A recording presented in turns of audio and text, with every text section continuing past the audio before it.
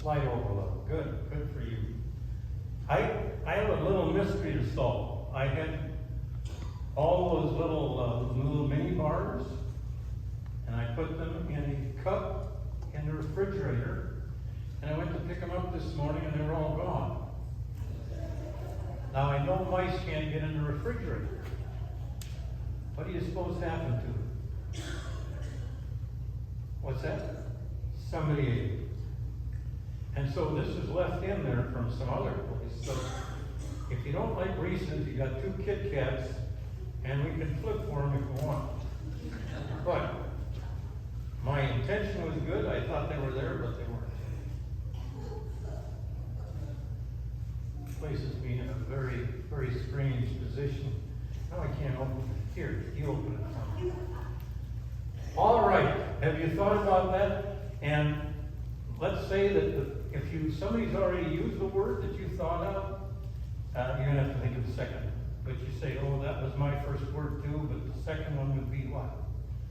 So we'll start with you. If somebody was to describe you with one word, what would it be? Probably kindness. Kindness. Okay. And how about you? Caring. Caring. Kindness. Caring. Good. So what do you mean by good? Just good. That you're ethically sound? You're a good person. All right? What would you use? You would use the same one. Did you like your little rhinoceros? You know, I know. Okay. All right, what would you use? Helpful. Well, man, that's really interesting because all of you had pretty much the same, you used basically the same idea as, all the words kind of convey the same idea of being kind. You're having trouble with that, getting it open too? Okay, thank you. Good, somebody's technically engineered. So, actually, that is really good because that's kind of the center of the sermon today from a parable called the Good Samaritan. Have you heard of that parable? You should have if you're in confirmation. Well, we got that yet, but you've heard it in school. And what's that story of?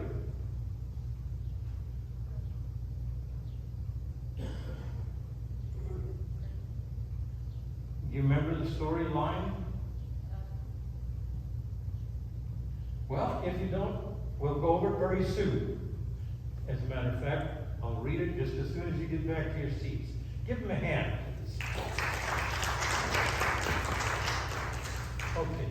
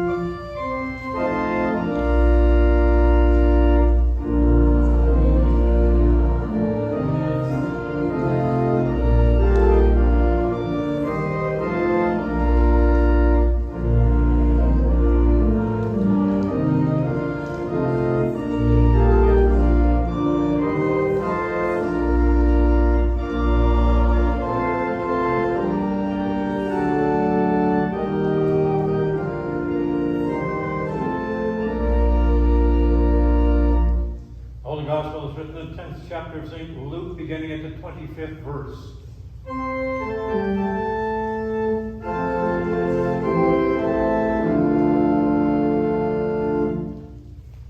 Just then the lawyer stood up to test Jesus. Teacher, he said, what must I do to inherit eternal life? He said to him, what is written in the law? What do you read there? He answered, you shall love the Lord your God with all your heart, with all your soul, and with all your strength, and with all your mind, and your neighbor as yourself. And he said to him, You've given the right answer. Do this and you will live. But wanting to justify himself, he asked Jesus, and who is my neighbor? Jesus replied, a man was going down from Jerusalem to Jericho and fell into the hands of the robbers, who stripped him, beat him, and went away, leaving him half dead. Now by chance a priest was going down the road, and when he saw him, he passed by on the other side. So likewise a Levite, when he came to the place and saw him, passed by on the other side. But a Samaritan, while traveling, came near him, and when he saw him, he was moved with pity. He went to him and bandaged his wounds, having poured oil and wine on them. Then he put him in his own animal, brought him to the inn, and took care of him. The next day he took out 2 denarii and gave them to the innkeeper and said, take care of him, and I will come back. I will repay you whatever more you spend. Which of these 3 do you think was a neighbor to the man who fell into the hands of the robbers? He said, the one who showed mercy. And Jesus said to him, go and do likewise. Here ends the gospel for the day.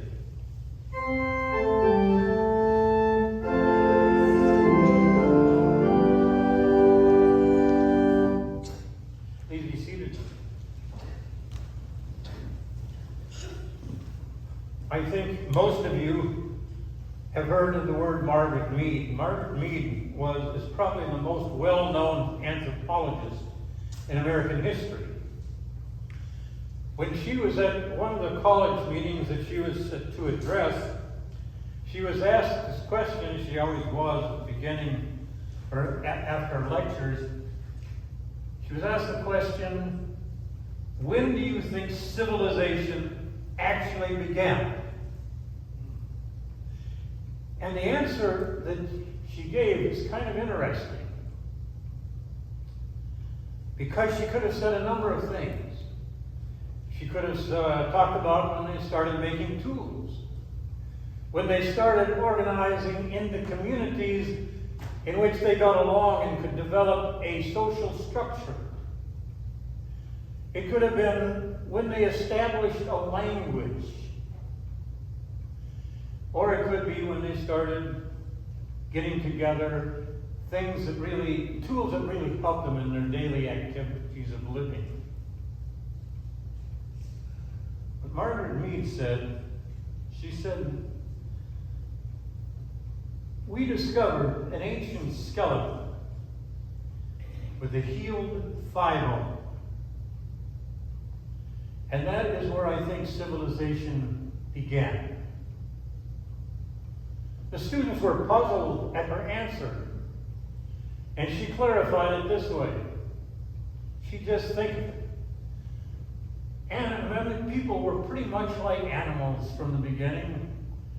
Most of their time was spent in self-preservation, doing things that really kept them alive, whether it was going out in the morning and seeking something they could eat, some kind of animal that they could, and take care of them. And they were spending all their time just in taking care of themselves. And when we discovered this person with a healed thigh bone, a femur, she said, think of this. There was a point when somebody had to come upon this person who was injured. Not only that, but they had to take some time. They had to get somebody together with them that could transport this person to a place that was safe. That person had to spend time to bind up the wounds and get the bone back in place, having no knowledge of medical science whatsoever. And then had to stay with that person and bring food to them and take care of them until they were able again to function for themselves.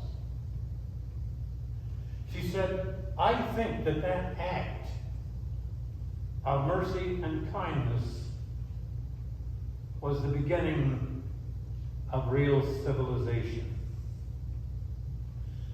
Think about that. That's pretty much a very profound statement. And then when we come to our gospel text, we hear this story that Jesus told, this parable about the Good Samaritan. And most of us who have gone through confirmation at least know that story. Jesus told it. There was a man who was going from the north to the south, and he was taken and beaten up by robbers, which was not uncommon in that day.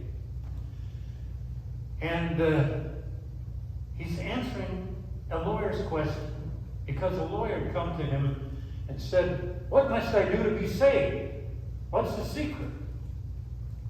And Jesus said, "Well, you're a lawyer, you know the law. You know Jewish law. What does Jewish law say?" And he said, "Well, you love the Lord your God with all your heart and with all your soul, and your neighbor as yourself." He said, "Well, you answered that right." He said, "Well, wait a minute, I have a question." And the gospel writer Luke, who in the only book in which this story is found, the lawyer says, "And who's my neighbor?" How do you define it? And then Jesus told him the story. The man was going down from Jericho to Jerusalem. He fell among robbers. He was beaten. He lay by the wayside. And there was a priest that came by, one of the holy people. And he saw the man in distress, and he walked on by. And then there was a Levite that came by. The Levites were part of the priestly class. They were ones that helped in the temple. They might be compared to a president of a congregation. He saw this person, and he passed on the other side. But then there was a Samaritan that came, and he took the man, felt compassion for him, helped him with his wounds, took him to an inn, and paid the innkeeper to take care of him until he came back. And if he used up more money than he gave him, he would refund the difference. Well, why is this so profound? A little background is needed to see the profoundness of this statement that Jesus is making. After Solomon, the reign of Solomon and the kings, that bright part of Israel's history, when Solomon died, there got to be a fight among the brothers about who should be king. And what happened is that Israel split into two. Israel in the north, Judah in the south. And the people in the north made their own temples in Samaria. And the Jewish law said that the real temple, the dwelling place of the Lord, was in Jerusalem. So first of all, they destroyed, in essence, one of the most critical statements of the Jewish belief at that time. And then what happened in 722 BC was Assyria came and overtook the northern kingdom. Now, what the Assyrians did is basically intermarried and cooperated with those people, and they kind of used bits and pieces from their own religion and put them together in a new one.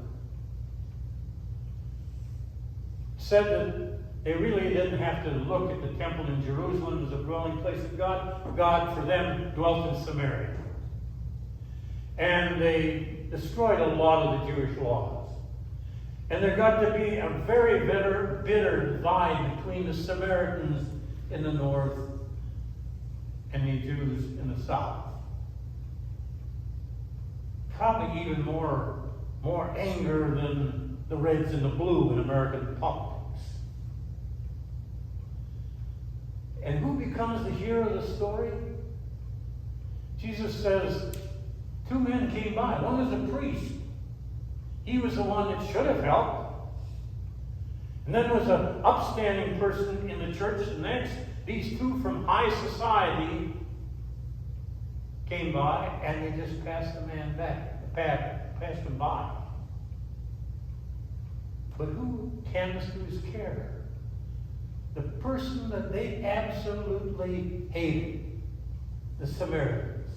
More than that, in last Sunday's text, if you remember, Jesus had come in to Samaria, with the apostles, and they tried to witness to Jesus, and he was rejected, and they just told him to get lost.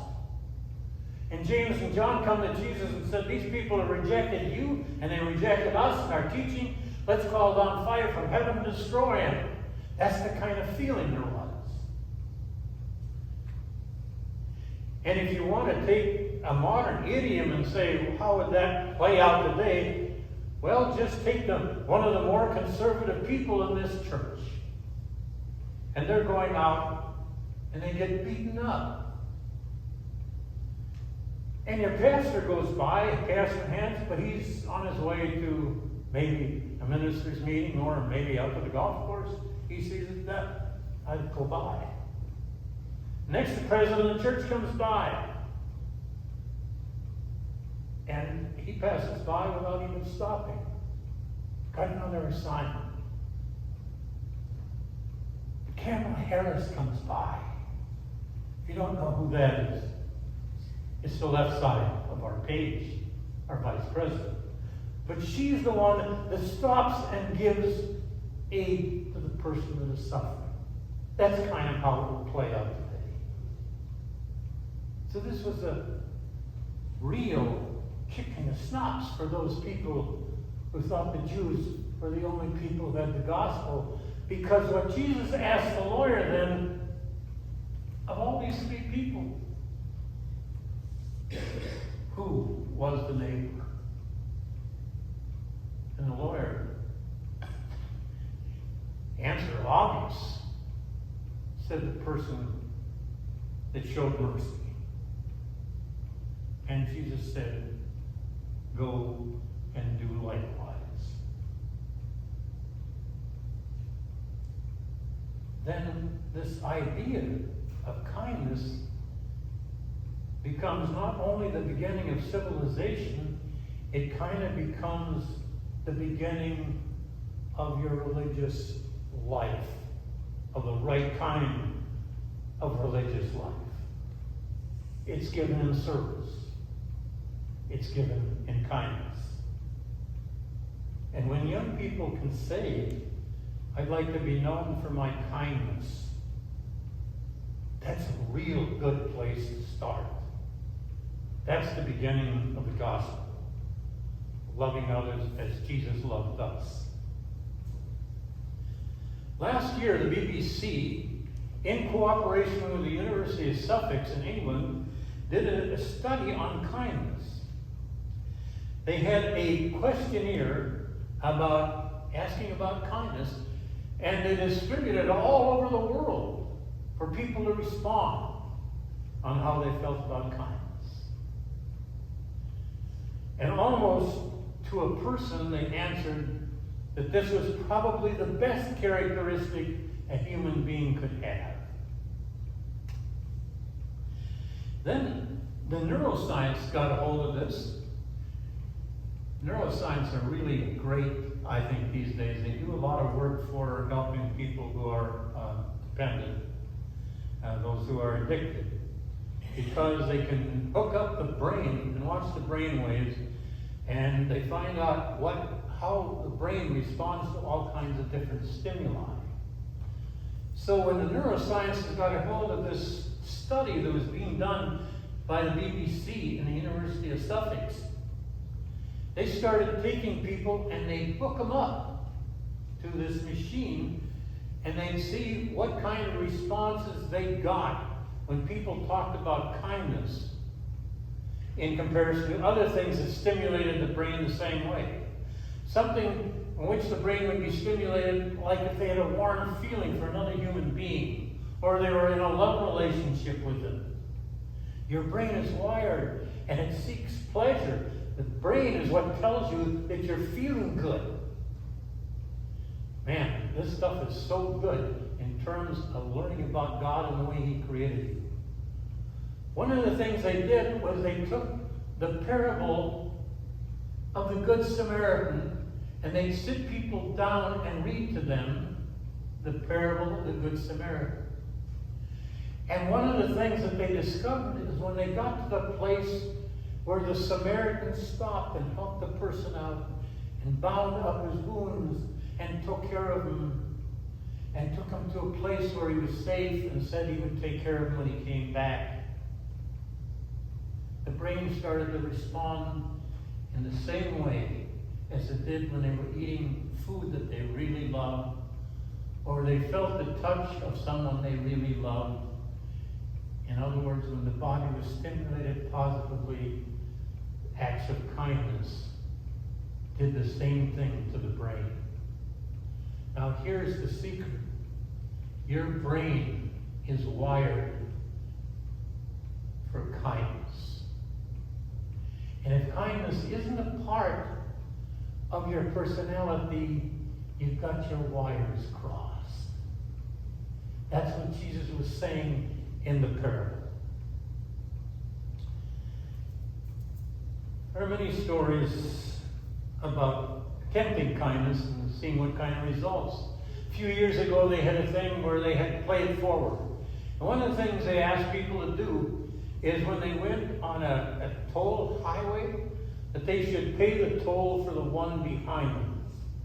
And when the person drove up behind them, they would ask and tell them that their toll had been paid by the person in front of them and see how they would respond. How many would just say, "Oh, that's nice, thank you," and how many would somehow want to respond. And soon they discovered that very often there was a long procession of people that would continue to play it forward. That they would pay for somebody in the rear if they'd been paid for in advance. Kindness has a tendency to generate kindness. They kept a record, and the record was 169 people going through that same toll booth, paying for the people behind them once they had experienced kindness.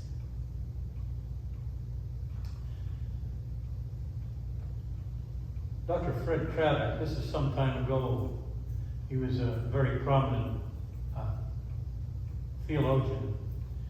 He talked about going to a meeting with a number of high school students. And one of the speakers was Rear Admiral Thurman Miller, who was a chaplain during the Second World War. And Fred Craddock said one of the things he was spending time on was talking about his experience on the invasion of Normandy. And as a chaplain, he couldn't carry a gun. And he was identified, but that didn't free him from being shot at or bombs bursting near him. And for a couple of days, he spent all his time just sitting down and praying with people who were in the final stages of life, or for those that were able to be saved, to carry them to safety. And one of the students said, "Well, you're a chaplain. That when you sat down, how did you determine who you should help?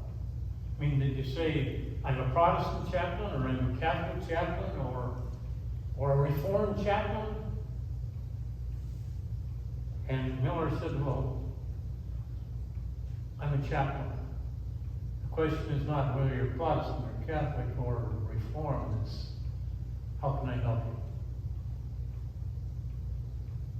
So often we delineate between those we should help and those that we shouldn't. There was a great movie that came out a couple of years ago called Best of Enemies. It talked about the integration of a public school in Alabama. And on the school board was the head of the Grand Knight of the Ku Klux Klan and the head of the woman responsible for integrating the schools, who was head of the NAACP. And it talked about, they were both on the school board voting on this attempt to integrate or to keep segregated.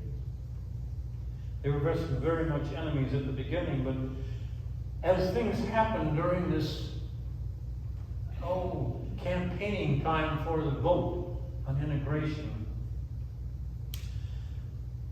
the man's son was experiencing medical problems, and the woman came to the hospital and tried to help him. At first, she was spurned. But as they talked and got to know each other a little better, because she kept coming back, he learned that her father was part of the military and had served in a group much like his own. That really lifted him up, and finally got to the point where the Grand Knight had to resign his post. And in a dramatic vote on immigration, he, at the expense and risk of his own life, and the people that really hated him for making the change, he said, I can no longer do this. I must do what is right. I must triumph on the side of kindness. Lawyer came to Jesus, well knowledge in the law. What must I do to be saved? And Jesus said, you know the laws.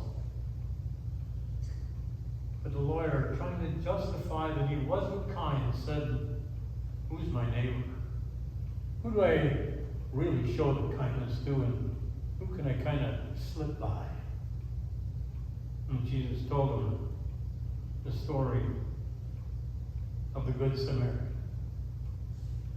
And he simply said, who is your neighbor? And the lawyer said, the one who showed kindness. And so if you're coming to Jesus and ask, what's the beginning step towards civilization? What's the beginning step towards salvation? Jesus would say, God has wired you for kindness. And maybe if you aren't feeling kindness, maybe you need to get rewired. Amen.